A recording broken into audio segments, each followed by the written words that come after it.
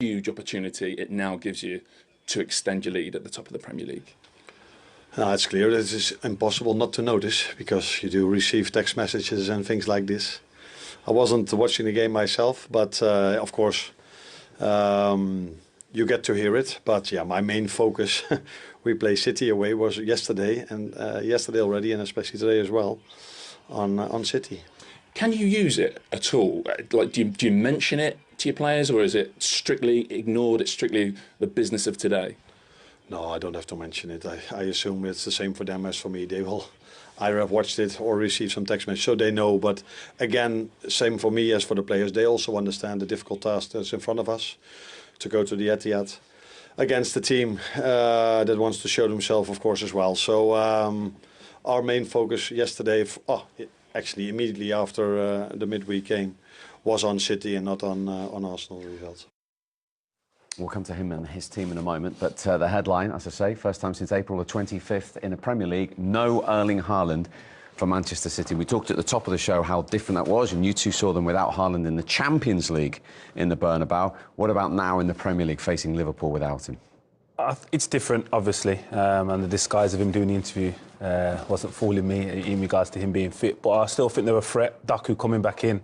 His unpredictability against any player, I don't care if it's Van Dijk, Trent, his ability to go past people 1v1 is very unique. So they are for a different threat, but it's still an uphill battle, because Liverpool are playing with so much confidence and have the strongest team they could possibly pick from. What has Marmoush got to do better today in that role than what you saw him doing midweek in the Bernabeu? He's just going to have to occupy Van Dijk and Konate. He has to be a bit more dedicated to staying centrally. Yes, they've got Savinho, they've got Doku. You think they'll be playing wide. They've got Foden, so he needs to stay up there. He needs to occupy, isolate players at times and be more effective. He was great last week here at the Etihad when they scored against Newcastle.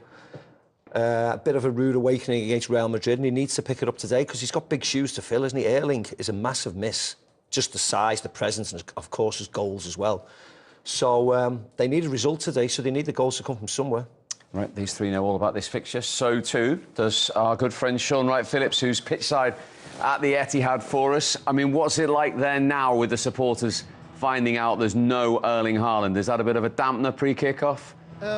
Yeah, I can imagine so. That it's not been that loud, but you can see the crowd is starting to fill in now, that everybody's out for the warm-up and preparing for the game. And I've heard the guys speak there. For City, it's definitely going to be an uphill battle. But what Marmoush does bring for the team is he doesn't keep still.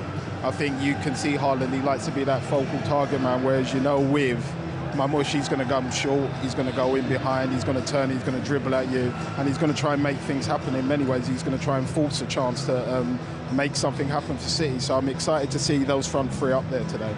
What about Kevin De Bruyne, Sean? I must ask you about him. Didn't get on at all in that huge game in the Bernabeu. Wasn't used by Pep Guardiola, and he's spoken about the tactical decision. Back in today, a man of his standard and experience, he'll be raring to go today, won't he? Yeah, he most probably can't wait. He most probably wants to prove a point as well. I think he's going to get out there and do what we know he can do. He's going to try and thread those little cute passes. And like I said, with Marmoush, you've got, I wouldn't say a similarity to Haaland, but he does really like to run in behind, and Kevin will try and find him. And with the wingers you've got out there, that they will cause a little bit of problems. I heard Jolien say about Doku's unpredictability. He couldn't be more correct in that, because sometimes when you watch him, I don't think Doku knows what he's doing, but he knows he wants to try and create and find a space to cause a problem for that defender. So he will be up for it today as well. We shall see. Enjoy the game, my friend. We'll talk to you afterwards. Pep Guardiola in the interview there talking about, I'm going to try and score goals. When you look at the team formation, apart from Nico Gonzalez, you would say this is extremely attacking, to put it mildly. I mean, De Bruyne could well be the deepest of those other five, Michael. Yeah, would say this is extremely attacking, to put it mildly. I mean, De Bruyne could well be the deepest of those other five, Michael. Yeah, there's a lot of attacking players. It might be on occasions that Van Dijk and Konate don't even have anybody to mark. They might be, you know, outnumbering Liverpool in certain areas of the centre forward. But yeah, lots of players that can score, that can create. Looks like a good energy about the front four there. And then they've got the protect. I agree. I think De Bruyne might play in a slightly deeper role. And of course, it'll hurt. It's hurting a lot of people that Haaland is not playing today, but it's hurting probably Kevin De Bruyne more than anybody, because when he lifts his head up, you know, you've got one get-out ball a lot of the time if you've not got a cute little Haaland. So he's going to have his options slashed, let's say, with Haaland not there. Sorry, and just a word on the back four. It's got a different look about it to City's normal Very settled. different. Youthful. I think between Rico and Guardiola, I think they're 22, our oldest. City's normal Very settled. different. Youthful. I think between Rico and Guardiola, I think they're 22, our oldest. But yeah, slightly inexperienced as well. But again, it's what Pep has to offer. I know there's players on the bench, but he doesn't feel they're fit enough to. So no Haaland for City, but of course Salah for Liverpool, and this is a big game always around the world, but particularly in Egypt today, because for the first time they've got their two superstar players head-to-head in the Premier League for the first time on the same pitch. Fantastic, isn't it? Yeah, I bet you there's a lot of... I bet the whole nation is eagerly anticipating this game, even if they don't support Manchester City or Liverpool, to see two of their own... I bet the whole nation is eagerly anticipating this game, even if they don't support Manchester City or Liverpool, to see two of their own playing in such a high-profile match. It's a fantastic thing. So, and to have two players of that calibre as well is amazing. Of course, one is probably one of the best players in the world, and another one has just had an amazing move. You know, that's now got the stage to go and become a great player on a great world, and another one has just had an amazing move. You know, that's now got the stage to go and become a great player on a great stage. So yeah, fantastic for Egypt and their people. And Salah, he's a big game player, we know that. His record against United. His record in this game, he's got 8 goals against Manchester City, and he's clear, again, as the top scorer in the Premier League this season. Yeah, he's setting more records, isn't he? And I spoke to him a couple of days ago, and he's very hungry and he was really looking forward to this game. He spoke about, you know, City being rivals in the past, and they've got the opportunity to get further away from them, more importantly. But after the result yesterday, really spoke about, you know, City being rivals in the past, and they've got the opportunity to get further away from them, more importantly. But after the result yesterday, really stamped their authority on this league. And if they go on to win the league, there'll be personal ambitions for Mo Salah, won't they? Because the Liverpool are very dominant at the moment. So it'll be spoken about in Ballon d'Or tendencies and things like that, because there's not many people across Europe who are really lighting Europe up at the moment. Out in Ballon d'Or tendencies and things like that, because there's not many people across Europe who are really lighting Europe up at the moment. Lewandowski's doing well. The lads at Madrid, Mbappe's certainly starting to fire. But Mo is certainly alongside them, isn't he? His form's been excellent. Yeah, that's a fair comment, isn't it, at the moment for Mo Salah? Yeah, definitely. But I think the Ballon d'Or normally coincides with Champions League, so they have to do well in that competition. But if you look at his individual honours there this season, it's remarkable to think that he's close to getting 20 assists as long as he's 24 goals is unique. And as I said, he's someone that's so consistent and probably is taken for granted in terms of the level of consistency he's had since he's arrived at Liverpool. Michael always sits there with a little glint in your eye on the Ballon d'Or. Hey, so we should. So we should. See, you set you up, lad, for the Ballon d'Or talk. See that? See that? Liverpool. That game in the first half, they was more open. Second half, they were defending so deep for the way we make a build-up, and we concede transition, but not much. And of course, the threat they have is always there for the good runners and the connection, Alexander with Salah or the people in front. So always it's not easy to control it, but yeah, we dropped them. That always we tried to do in the last 9 years. So bring through our pressing or through our build-up, drop the teams there. And I think Doku and Savinho make an incredible game. I don't know how many times, but many times right to the byline. And just after that, we miss a little bit the brilliance for the final pass, the individual actions, and you know, for the crosses with Kevin Philomar, with Kunute and Gravenberg, Van Dijk and Elvis. Not easy, but we played really good. So I don't have anything to regret, and the pace was good and the quality of decisions was good. It just in the final third when he was there to have, you know, one shoot, one cross, and one everything. For the amount we arrived there, we create not much. That is the truth, but. they're bright for the future. With today, except Nathan and Kevin, the rest are the future of this club, with the new players that will come in the next years. So, and they are really good. So, everything will be fine. Does that have to be the case now that you're looking to the future? You're planning way beyond this season. I would say no. The future was today, and will be Spurs in the next game because we are target. But of course, so many players are here, playing.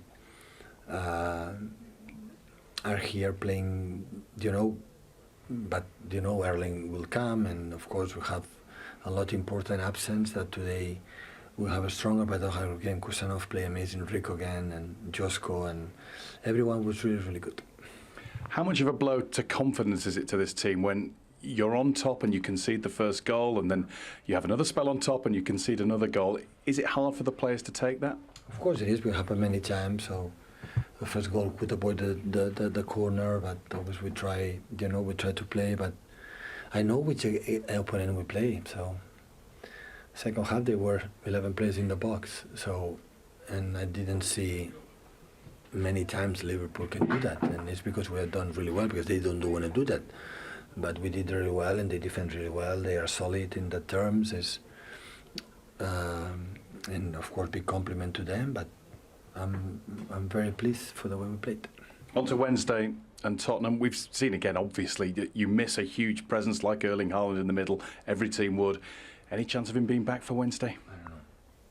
I don't know, but I don't have. It cannot be. I'm not saying that we get a result because Erling was not there. That would be unfair for all the players that have been here, that they fought incredible. Of course, when arrived in the crosses, but the crosses with the Kunute and Van Dijk would not be easy, not even from Erling. So we could, to finish a little bit more, but it's not easy. But in general, it's fine. I know you've already mentioned him as well, but just is one of the brighter spots today, Abdulkadir Kusanov, and the way he's grown in a very, very short space of time. Yeah, really good in Madrid the first time, playing a position that never played in the right back and controlling Vinicius. And today again, is so fast and disciplined. Of course, he has to improve because there are many things that are still could not training. But yeah, he's just 20 years old. They have an incredible ability, that. Like Nico, of course, has to improve, and Omar. But it's not easy for them when they find a physical team that make a transitions, and especially when defense is so deep like that happened today. A very good win, a very difficult one because we had to defend a lot, we had to suffer a lot. They had a lot of ball possession, but especially the second half, I liked the way we defended even more than the first half, because in the first half I constantly felt that they could score without them having big chances, but they were constantly on it. And the second half we controlled it much better, in my opinion. An exercise in control and containing, because for all the possession, I can't recall Alisson having too much to do. No, that's also what I mean. But like I said, in the first half, it felt as if they came close. They already scored one, which was offside. But I didn't feel that we had control over them attacking so much. That feeling I had the second half much more. And we've played many of these games with us having so much ball possession, and every team will always find 1, 2, 3, 4 times a chance of playing a counter-attack, and that's what we did today. Inside, what are your feelings? Are you trying to keep some sort of excitement contained? I know Andy Robertson's told us that you've already said to the team, yeah, okay, it's another win, but you must have some sort of feeling of we're way ahead of schedule here. No, I'm mostly happy because you win at the Etihad, and that's not what happened. What happens a lot, although it was my first time, but I think in general, not many teams win here, not many managers win here. So we should be happy about that. But it was only a week ago that people said, "What a difficult win against Wolves." So I know 11 games, all of them are difficult because of a different reason. Today it was because they had the ball a lot. And some other games it's because the playing style is a lot of long balls, second balls, and you have to defend a lot of set pieces. So a lot of challenges ahead of us, but it's a good position to be in. In a brilliant team performance, it's hard to pick out any individual. If you're going to go for one, what about Dominic Szoboszlai's contribution all round today? Yeah, what I like for him most is that he was involved in 2 goals. So he had an assist and a goal. Because normally I always praise him for the incredible work rate he brings to this team. And that's what he had today also. But he added a goal and an assist, and that is for a number 10. that wears the Liverpool shirt also necessary. But even if he doesn't score, he has a lot to give to this team. Newcastle next, same approach, I presume, level-headed. What do you expect to get Anfield on Wednesday? A lot, because I heard our fans today most of the time as well, almost all the time. And I think our fans know that it's going to be our 5th game in 15 days. So it's always helpful if you play at home and the fans are constantly behind you. If I don't know, I don't think they do, but if they do feel in some moments that they are a bit exhausted, then the fans should help us and will help us. But we also know, because we played Newcastle a few months ago, how difficult they are to play against. Because I think we were 2-0 down, and in the end 3